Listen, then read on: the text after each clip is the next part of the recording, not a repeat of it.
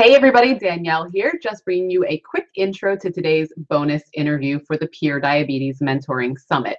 Rachel Zinman is an incredible inspiration. She fought her diabetes diagnosis like no one I have ever known in my life. She could not believe that she had diabetes. She railed against the disease and is now an incredible inspiration to how to live well and kind of dance with your diabetes versus fighting with it all the time. She's a very successful yoga teacher. She has built her life around using our bodies for healing and nourishment and all those other things. And now she does so exemplary well with diabetes in her life and helps others do the same. So I hope you enjoy the interview. Hey everybody, Danielle Hargenrader here, and welcome to another episode of Unleash Your Inner Diabetes Dominator. Today, I'm really excited to bring you a guest all the way from Australia. So as we usually do here, I'm going to read you her bio and then we're going to get right into her story. So Rachel has been a yogini all of her life.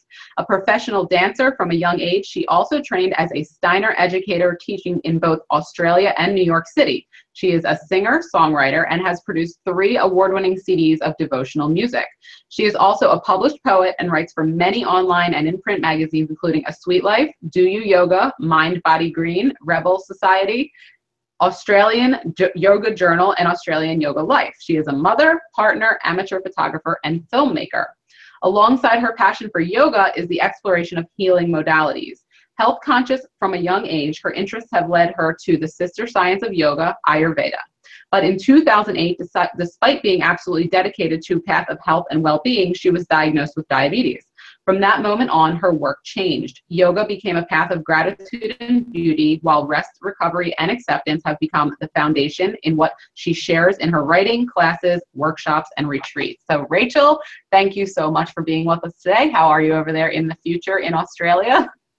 I'm great, thanks. I'm just so happy to be here.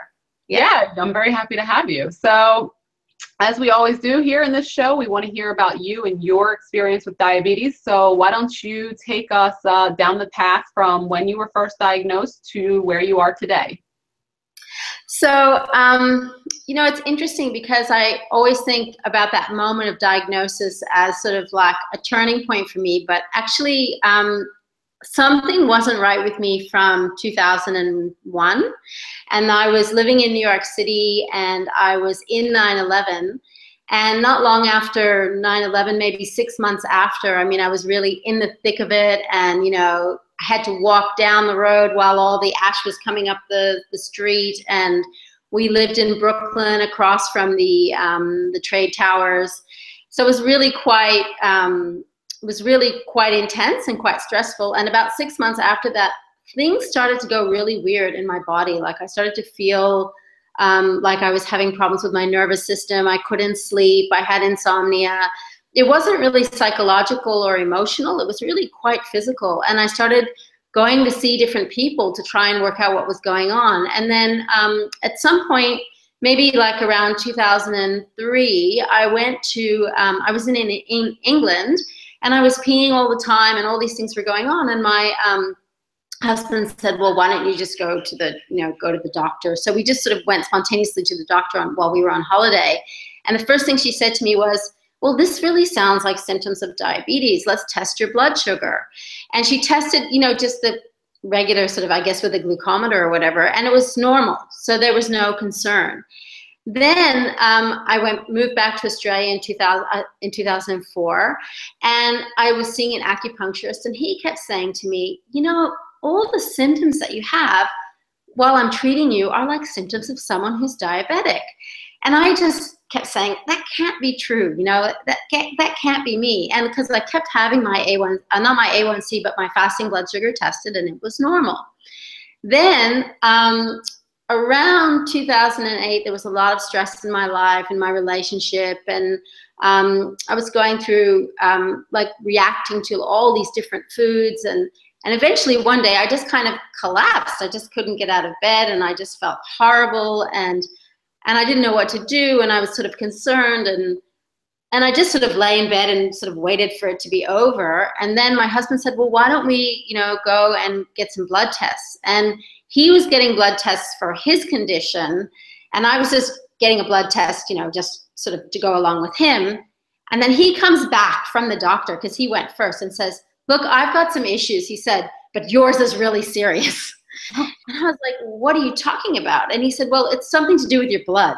So I go to this doctor who's a GP, and he sits me down and he says, look, you've got diabetes. I mean, it was just the way he said it was just so, I guess, such a shock, so shocking. He just said, you know, I tested your fasting blood sugar. It was a little high. I did your A1C. Like, I don't know what a fasting blood sugar is, and I don't know what an A1C is. I did your A1C, and it's high, and you've got diabetes, and you're going to have to spend the rest of your life trying to figure out how to cure yourself. What? And I was like, what? And I was going to India literally like 3 days later. And I had like this is like when the Mumbai attacks were happening, right? I don't know if you remember that time, but it was like, there was like this terrorist attack in Mumbai, and I had the 25 Japanese people coming to do yoga teacher training with me in India. And they'd never been to India before, and I couldn't cancel the trip. And I find out I'm diabetic 3 days before, and literally the doctor said to me, go and Google diabetes. And I was like, oh my God. I just want to interject and hope that you don't see this doctor anymore. No. So okay. This is part of the story. Okay. So thank God for my son's best friend's father was an endocrinologist. And my husband, he's my ex-husband now, but my husband said at the time, you know, let's see if we can get you in to see Dr. Bob. So I went to see Dr. Bob literally like the next day, and he looked at all the results and everything, and he said, look, you know, I don't want you to worry. You're pre-diabetic for sure. There's something going on. Let's sort of fix up your diet. Let's see if we can get all your levels back. You know, my iron was low. My B12 was low. I had no cholesterol. Like I had no vitamin D. I was just basically a wreck. And he said, let's just see if we can get all these things up. Buy yourself a glucometer. I'll write that you're pre-diabetic, and just head off to India and let's, you know, and see me when you get back. So I felt a lot more confident after that point. But I have to say that at that time, when he gave me the diagnosis of being pre-diabetic, I thought, okay, well, pre-diabetic, well, I could reverse the diabetes, right? Mm. And so I kind of went on the road of like, I'm going to be able to fix this. I must be type 2. And he didn't really say either way, because he didn't really know at that point. He hadn't done an antibody test. He hadn't done a C-peptide test. He just looked at the results and sent me on my way. And so when I came back and we did more testing, we did the GAD test. And I remember him sitting me down and saying, there are islet antibodies. Your pancreas is attacking itself. It is an autoimmune condition, but he never said to me the word type 1. And so I kept thinking in my head, it must be type 2. I must have insulin resistance. And if I can just change my diet and exercise and keep doing all these alternative things, I'm going to be fine. So let's fast forward to 6 years later. I've done a year of Ayurveda stuff. I've done 3 years of acupuncture. I've done homeopathics. I've done everything alternative. I've meditated. I've covered myself in sesame oil. I've made huge mandalas out of flowers. I've prayed. Everything. And I'm sitting there in Europe, because I tour to Europe every year to just teach yoga. And I'm sitting there in Europe, and my blood sugars my morning fasting blood sugars are 18, wow. And I'm thinking, I'm still going to be able to reverse this. I'm still going to be able to do this. It's just a parasite. And I get home, and by this stage, my whole life has changed. I'm no longer with my husband. We divorced. My son grew up and left home, and all these things have happened. And I'm with this fantastic new guy who's a real, really strong character. And he's from South Africa, so there's just no nonsense about him. And he said to me, you know what? I've been with you for 3 years. We've done everything. We've been to every herb and spice guy on the planet. He said, you are going back to Dr. Bob, and let's make sure that he gives you something to deal with this, And so he marched me back in, and I had been seeing my doctor all the way through, and I'd been managing it quite well up until that point.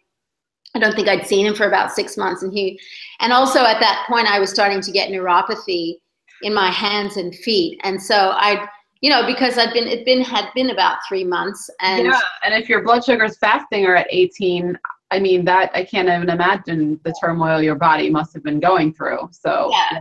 So I went to the neurologist, and he was like, well, you have mild nerve damage, and what's your blood sugar readings at the moment? And I was like, yeah, I was so like, I just wanted to like keep it under the rug, and because in my mind it was like 18's not that bad. Mm. The doctor said 30 was bad, so I was like thinking, it's okay. So anyway, yeah. So then when he said to me, look, if you don't get your blood sugar under control, there's going to be serious damage. I think that was sort of that moment that when the neurologist said it, because Dr. Bob was like my friend. So I didn't really listen to him half the time. Like, how you don't really listen to your friends. He's like my doctor and my friend. So anyway, I went back to him, and he said to me, you know what? I don't think there's any point in trying all the drugs, metformin and this and Victoza and all that. He just said, I think you should just go straight on long-acting insulin and let's see what happens. And I'm in the office, and I'm crying, and my partner's sitting next to me, and he's holding my hand, and I'm just saying, I've tried everything. And he said, look, you've tried so hard. He said, but you're a type 1 LADA diabetic. And I said, LADA? What's that? And he said, well, it's late onset. Like basically it's been building up for all these years, and there's been some sort of trigger, and you actually have type 1. And I was like, you mean it's not type 2? And he's like, no, it's type 1. And I was like, wow. And it just, something in me changed at that point, because having the right diagnosis meant that I could just let go of all that like self-blame and work and feeling like I was a failure. And like, the thing is, then like he ordered the insulin, and I had to pick it up at the pharmacy, and, I had to make the appointment with the diabetes educator. And there was like a 2-week period in between being diagnosed, or knowing my diagnosis and knowing that I was going on insulin, before I could go through that process. And every day I'd get on my yoga mat, my partner and I practice together, and I just cry and cry and cry and cry. And he's like, why are you crying? He's like, you're supposed to be happy. You're going on insulin. You're going to get better. And I'm like, you don't understand. I'm crying from relief. Like, I'm so relieved. I know what's wrong with me. I can get better now. It's all going to get better. And it was just like, I can feel the emotion now, it's just like this huge weight was just lifted. And so then I have like a bit of anxiety and stuff around drugs and medication. So you can sort of imagine that when I went to the diabetes educator, I was kind of like a wreck, and I was crying in the office as well. I mean, I think, people don't admit how much they actually cry when they're going through stuff, with this disease. I think in the diabetes, for what I've experienced, most people, they are very easy to admit. Sorry, I'm getting a little feedback here. They're very easily admit how emotional this is. And some people maybe don't, but I think that as time goes on, this becomes more and more talked about. Is like when you get diagnosed, whether or not there's also been a lot of talk lately about misdiagnosis. Like you said, you went through years and years and years of being essentially misdiagnosed. And I think when the doctor sees that you are having an autoimmune reaction, that should have been the time when you found out. I mean, that's neither here nor there. But the point is that it's very emotional, whether it's from you for relief.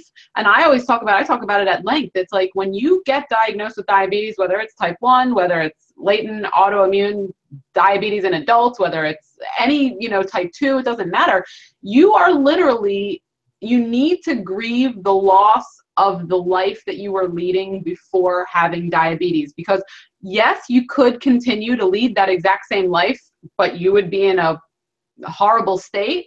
Or you have to know that you have to change some habits. You have to bring in some new things that you're going to have to do every single day that you didn't. And it's like, it's grieving. You have to understand that you're not that you're dead, but that's not what I'm trying to say, but it's like you're upgrading to a new version. I like to say you're now version 2.0.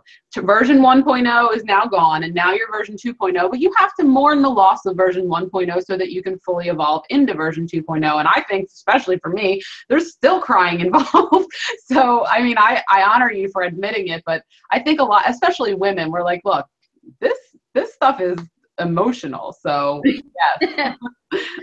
Totally. Like I'm smiling now, but and a lot of people don't see how much I'm crying. My partner sees it a lot. He's so patient, but it's so anyway, we he comes with me to everything. So we go into the diabetes educator office, and she's like this, she's I think she's Irish. Yeah. So she's got a great sense of humor and everything. And she says, why are you crying? And I'm like, oh, because, I tried so hard. And she said, look, you've done nothing wrong. Right. You've done nothing wrong. This is an autoimmune disease. Something triggered it. And that's where she said, oh, were you in a really stressful situation in your life? And then that's when I realized 9/11 was, being in Manhattan on that day was just such a killer. And, I'm sure that's what it was. And that's why everything kind of went awry after that. Anyway, and then she was showing me how to use the thing and how to inject and everything. And she said, so you can just go home and do it. And I was like, no, I'm doing it right here, right now with you. In case I die, I want to go to the, not like I'm going to live, but in case I die, like I'm quite, paranoid like that. So anyway, so then, I get the thing and I inject myself. And I just felt like, I think the shock and the relief, I sort of sat down in the chair, and they're both my partner and the diabetes educator just kind of watching me. And then I'm like, no, I'm fine. I'm actually fine, I'm fine. And then, of course, I went through that process of starting to inject. And because my sugars were so high, that whole process of coming down, and it was really slow for me. It actually took me 6 months to come down to normal levels. And the day that I started, then I had to start, reducing my insulin because I was taking too much then when it actually came down, which was amazing. By that time I was in Africa. I was living in the middle of the bush. Nobody was around, there's just like pristine air, pristine water. We were going to the beach every day. So I started out with not too much insulin anyway, because I'm still producing some insulin.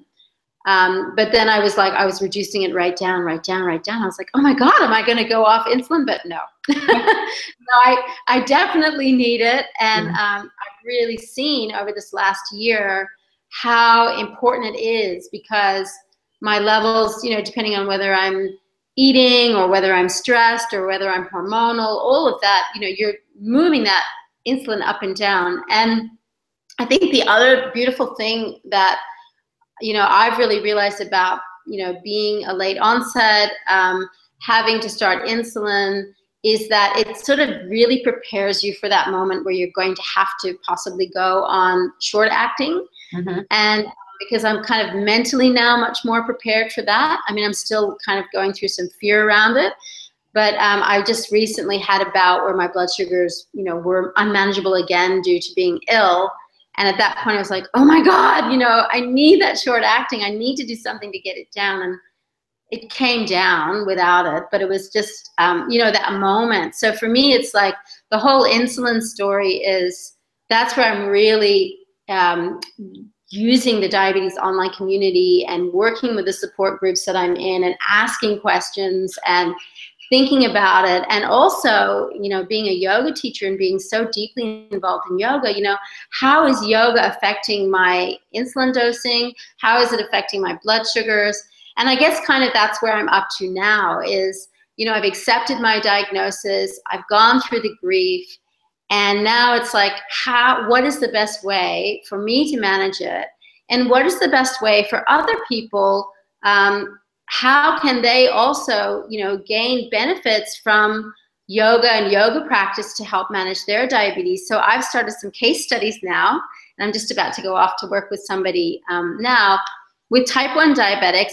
Some are late onset, some have been, juvenile diabetes, and just finding out, if I give you a yoga practice, how does it work? How does it help you? What's it doing? And it's been really interesting so far. Yeah, that's awesome. And I'm very interested to see what the results of that are, because I mean, I exercise all the time. I do yoga, I do weightlifting, and I do everything. But I always say, and I even wrote it in my book, I say, you know, pick whatever workout works best for you.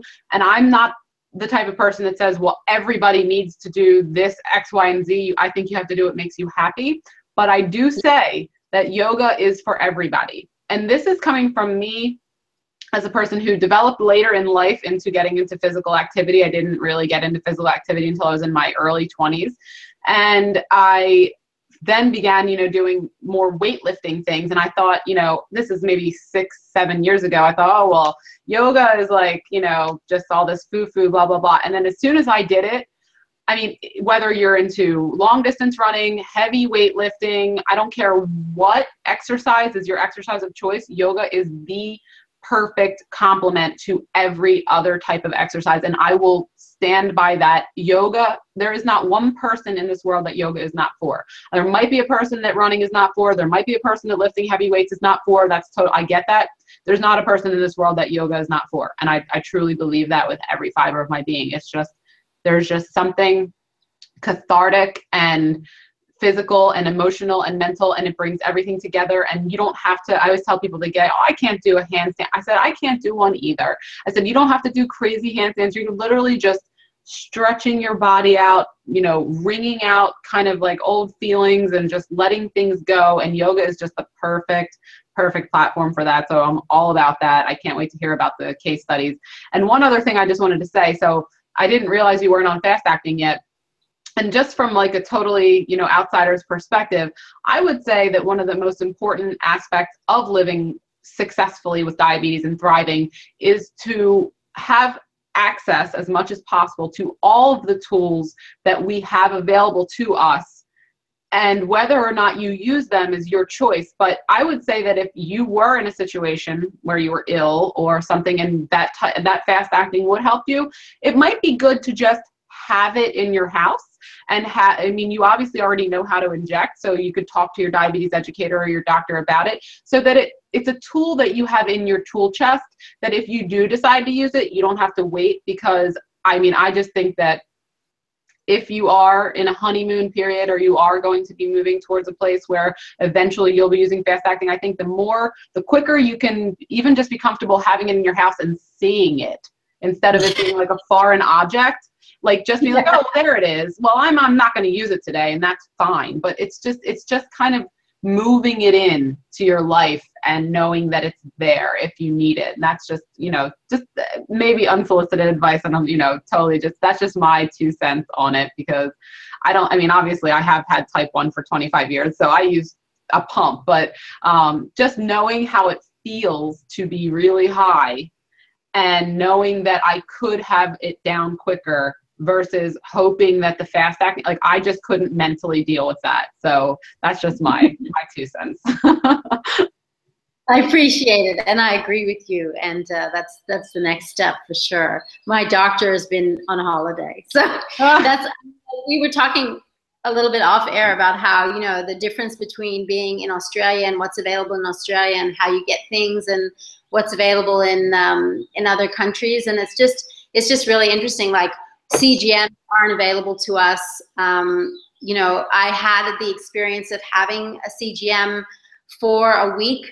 I could wear it, but I couldn't see the readout. Oh. The readout went to some place in Brisbane, and, you know, it was analyzed for me. And, you know, when they were putting it in, you know, they sort of staple gunned it in or whatever.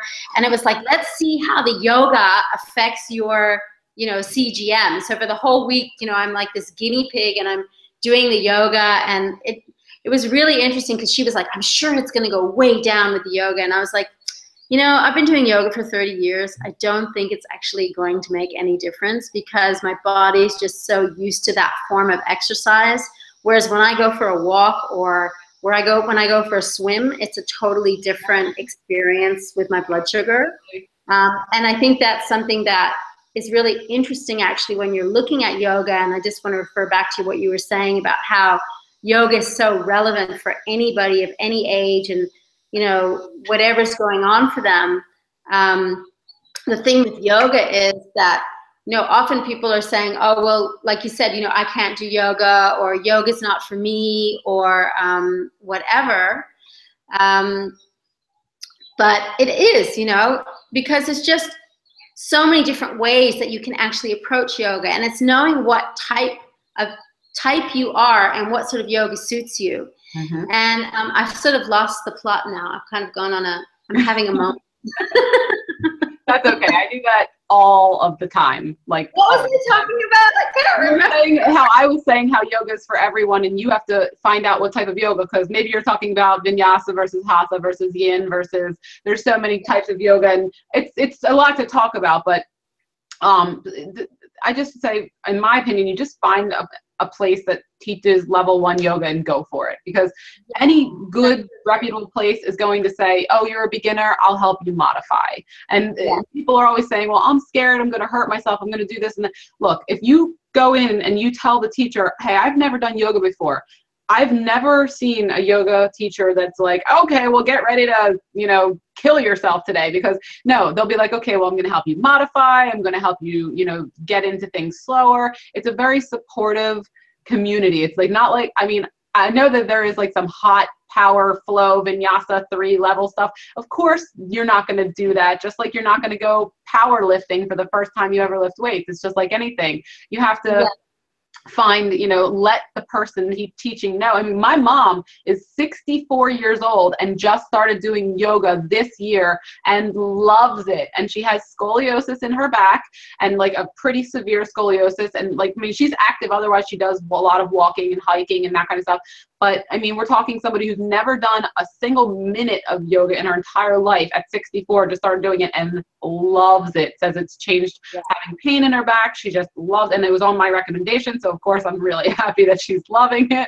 But look, there's nobody out there that yoga is not beneficial for. And I just stand by that. I literally wrote a whole passage about it in my book, because I'm so convinced of the benefits of it for anybody and everybody, no matter what stage of health you're in, no matter what stage of physical fitness you're in. It doesn't matter. It just doesn't matter. It's beneficial. Yeah. And, and I'm convinced that it is one of the reasons why I'm still honeymooning, and I'm still, able to keep my levels really well with very little insulin. And it's also to do with the breathing. I think, we talk a lot about yoga as a very physical thing, and it's the stretching and the strengthening and the wringing out of the organs and the detoxification and all that. But it's also got to do with the way that you work with your breath. And I was speaking to someone the other day, another diabetic friend. We were having a cup of tea, and I was saying, the thing about yoga is that a lot of yoga teachers don't actually emphasize what kind of breathing you need to do during the practice. So if someone's really suffering from a lot of anxiety, they're dealing with a lot of fluctuations in blood sugar, the best thing to do is to get into the belly breathing and to actually do the belly breathing throughout your entire practice, not just when you're sort of getting started and lying down, but actually really going for it throughout, so that whatever posture you're in, you're working into the kidneys, you're working into the belly, Then there's other people who have this really, chaotic, frantic mind, and they're thinking through the whole practice. Well, they need to do that breath they call it Ujjayi breath, and it means victorious breath, and you sort of close the throat and you narrow the passage of air and you make all the length of your breath be longer, and that helps to completely focus the mind. So someone who's going through that, they can really use their breath in that way. And then all the techniques like alternating the flow of air through the nostrils, all of that stuff is designed to bring you out of the sympathetic nervous system back into the parasympathetic nervous system, so that you can experience, your flow. So for me, it's such a combination of body, mind, and breath, and how to work those things together. And I find in my experiences with myself is that when I get back into my breathing in the practice, then I just feel like no matter what's going on, no matter how challenging this disease is, I can just come back to me and just get back to that quiet space and cope with anything. Yep. I totally agree with that. Everything you just said, I couldn't agree more with. It's just so, again, I'm a big fan of deep breathing exercises. I teach people about breathing deep, not even just in yoga, but just taking time to, I call it get grateful. sit down, breathe in through your nose, out through your mouth, and just stack on top of each other any and everything you're grateful for, you know, whether it's anything in your life or just literally the fact that you have running water and heat in the winter and air conditioning in the summer. People just, we have a tendency to say, oh, get so lost and caught up in everything going on that we like just don't really appreciate all of the amazing things that we have in our lives. And I think that the breathing part of that, really, just like with yoga, it allows us exactly to do that same thing, is to come back into our center, grounding, instead of just being like, everything's crazy. Like, it's just and I think yoga is just the perfect vehicle for that. And if you find the right teacher in the right place, or, I mean, I even do, my husband and I are big fans of a website called yogaglow.com. I don't know if you've ever heard of it. It's yoga, G-L-O. It's YOGAGLO.com. And I think it's like $18 a month, which is like, you know, for what it offers is like, there's so many teachers on there, and there's classes that start from 10 minutes long to an hour and a half long. So you get 10 minutes or 15 minutes or 20 minutes or 30 minutes. How you can filter like class length. You can try male teachers or female teachers. You can try vinyasa yoga. You can try yin yoga. You can try anything you want and do it as often as you want. And it's just, for me, it's the best way to filter through all of the options. And no matter which one you do, you're not going to lose any time. You're going to get a good experience from it. And that way you can like work on it on your own. Or if you're better with someone guiding you in the room, you know, find a local yoga studio, you know, unless you live out in, you know, which a lot of people do, far away from big cities or things. But I'd say yogaglow.com has just been, for me, like, I can just come down here, spread my mat out, which the only thing that I don't like is that it's rugs. I'd rather have the hard floor, but hey, such is life. And I mean, I'll just be like, oh, I only have 15 minutes. Let me do this 15-minute sequence. And I'm just like, I'm so glad I just did that 15-minute sequence instead of surfed on Facebook for 15 minutes, because it's just, it's amazing. Yeah. So, I think something that I also feel really passionate about is, you know, and I was asking all my friends who are yoga teachers, hey, you know, have you ever had a diabetic in your class? And they're like, well, I don't know, you know, I mean, and I realized, and for myself, I've never knew when I was, you know, I was teaching in New York City between 2000 and 2004. I mean, I definitely knew when I had someone in the class who was maybe, you know, was handicapped in some way, but I sort of never knew whether I had a student who was diabetic or not. And I thought, hey, wouldn't it be cool to have, you know, a teacher who actually knew a little bit about diabetes and knows how to instruct to someone who is diabetic. Not that, you know, a diabetic person is any different physically in a way, but it's more just like having that understanding of what they need as an individual. So I agree with you that, you know, you do need to, you can just do a class and pick a class and choose a class, but it's also nice. And that's why I'm just enjoying this study so much. And I created, you know, 3 different sequences for the 3 different people that I'm working with, and getting them to, you know, write a diary and how is it helping them. And, you know, and even in the middle of our sessions together, you know, someone has a low and then we stop and deal with that, and just all of that goes on. I think it's just like, it is actually so nice to know that, you know, the person that's teaching you sort of understands your condition and can help you and support you through that. And that's kind of not an area that's really focused on. It is focused on a lot for type 2 diabetes, but for type 1, it's not such a area that people know about. Like, even when I was asking a yoga therapist who works with type 1 and type 2 diabetics, and I'm saying, you know, like, what's your experience? And she said, well, you know, it's just like, it's not a really well-researched field. There's not a lot of information about that. And she was talking to me about, you know, what's your determiner, and, you know, how long it takes to get actually results from a case study through a yoga therapy. And it was just all like, wow, you know, there's just so much to learn with autoimmune disease in particular.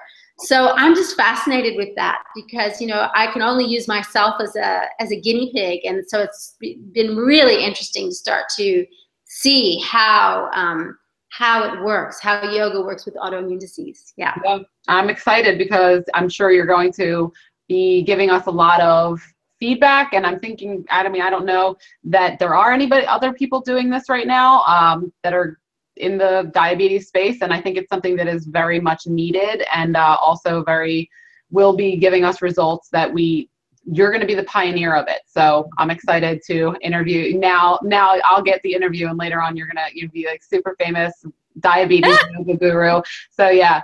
Meanwhile, and this is always something I always say in an interview. This is totally off topic, but I learned this at some type of advocacy event about how you should never drink water from a bottle while you're going to do an interview. You should always drink it from a straw. Because if you drink water from a bottle, you're going to spill it on your shirt, which is exactly what I just did, even though I know this. And I spilled water all down my shirt. I'm like, you know what? This is a teachable moment here. So folks, get yourself a straw if you're ever going to be on an interview, because you're going to spill water down the front of your shirt. So anyway, yeah. So I'm really excited to see what happens with your case studies. And I'm sure you're going to keep me posted, and I'll be posting about your stuff as the future unfolds. But so let's come into what you have found in your journey to be the top 3 tips that you find help you to thrive with diabetes. Okay, I think, the first thing is gratitude. And you talked about gratitude earlier. I just try every day to just really look around me, see the beauty of life, see how amazing life is, and just to be grateful that I'm alive, that I can live and enjoy every single second. And it's just, I think it's a fundamental, and I think it's what a lot of people would say, is that without gratitude, you would be always seeing the challenges and you would never see the gifts. And so for me, I see this condition that I have as a gift. It's something that I want to share and help I want to help others to see that and realize that. It sucks, but I'm grateful. And to get to that point of gratitude, I had to go through a lot of, internal struggles and pain. But I feel like I can truly wake up every day and say, wow, I'm taking another breath. I live in a beautiful place. I live on a beach in a very small town in northern New South Wales in Australia.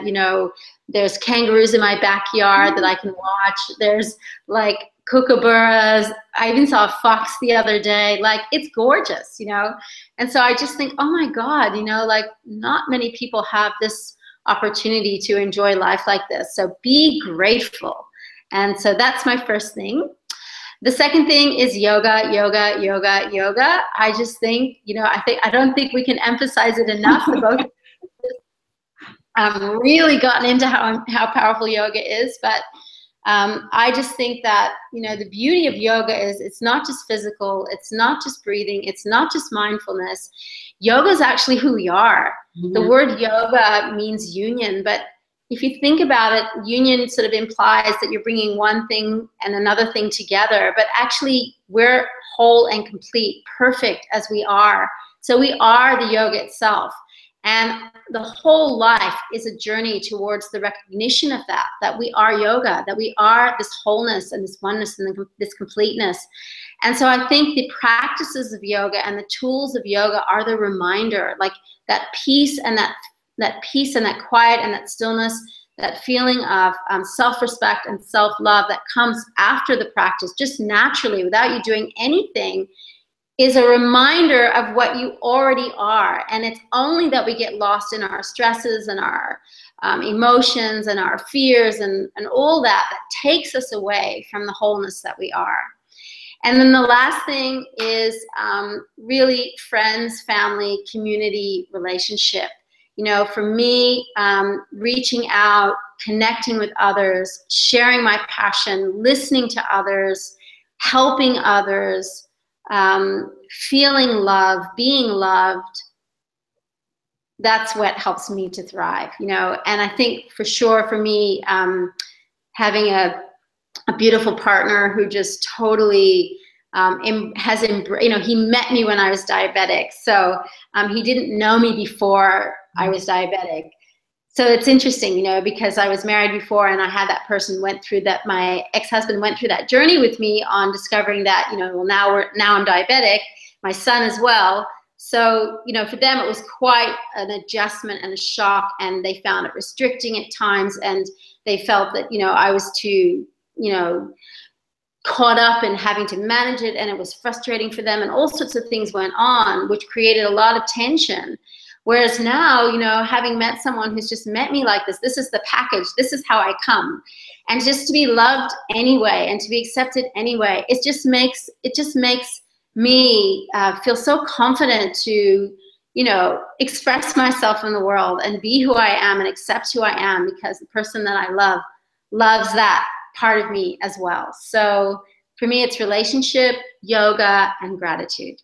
I love it. I couldn't agree with you more on any of those things. And I mean, self-love is, for me, that's the key. That's the foundation. That is the absolute most important aspect of all health, is that you have to love yourself enough to be willing to give yourself the gift of health, which obviously we all know health takes work. We have to put in time and effort to live a healthful life. But if we don't love ourselves enough to believe that we deserve that time and energy, all efforts that we put forth are going to be short-lived. And I know this from lots of personal experience, both with myself and with clients. So when I hear you say that, like, that's really what it is. Like, it's great. I have the same thing with my husband, who obviously met me after, because I have had diabetes since I was 9. But exactly, that's the package. But the thing is like, whether, you know, he accepted it or not, I accept it. And I love myself, and I deserve to be healthy, but that means I have to put forth that effort. And again, I know I sound like a broken record, but you have to believe you deserve the effort if you're ever going to really give it to yourself. So totally agree.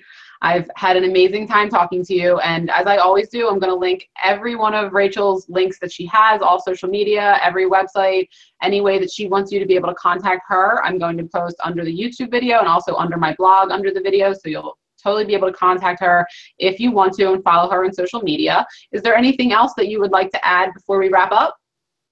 I just want to say I just love what you're doing and who you are. And, you know, I just found you in a really random way. I can't even remember how I found you. I think I just watched I watched the video interview with Ginger. Oh, okay. Ginger, yeah. And I was just blown away. And I was like, wow, you know, this person is just amazing. And I've been like your stalker, and I've been like watching all your videos and reading everything. And then there was like the contest about the book, you know, and I was like, well, I'll just tell my story and maybe, you know, and then I was like, oh my God. And I was like, I feel like a fan. I'm like a big fan. I want to say to everybody out there that like, who's watching these videos, like, Danielle is the real deal. She's just so amazing and inspiring. And I really think if you haven't got her book yet, you've got to, I'm going to do a big plug here. You've got to get this book, especially if you're struggling. I didn't tell her to do this.